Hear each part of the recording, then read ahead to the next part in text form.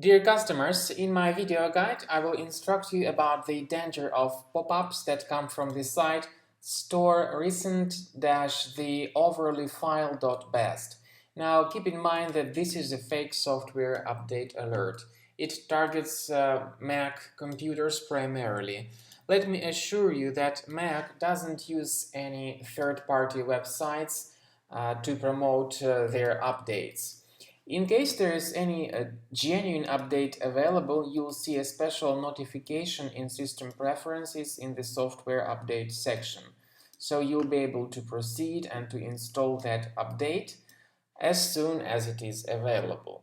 But Apple doesn't use any third-party websites like this to install any genuine updates, and you should disregard all these scary and faulty messages.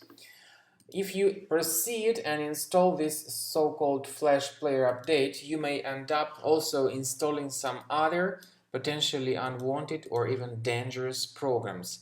Therefore, be very careful. Do not install anything that these pop-ups suggest or promote. Just leave this page.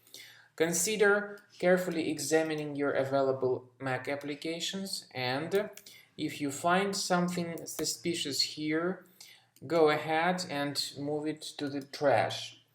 If you don't see anything suspicious but still your browser acts in a very unusual way and your Mac is slow, consider scanning your device with Combo Cleaner Antivirus for Mac. You may get it on this page, combocleaner.com. So after the software is downloaded, you need to wait until it updates the antivirus database and then click on Start Combo Scan button. The free analysis of your Mac will begin and you will see the detailed conclusion about the safety of your Mac at the end of scan. This is the end of scanning by Combo Cleaner Antivirus. Whether the trial mode or the premium mode is used, the program performs free research of your Mac computer.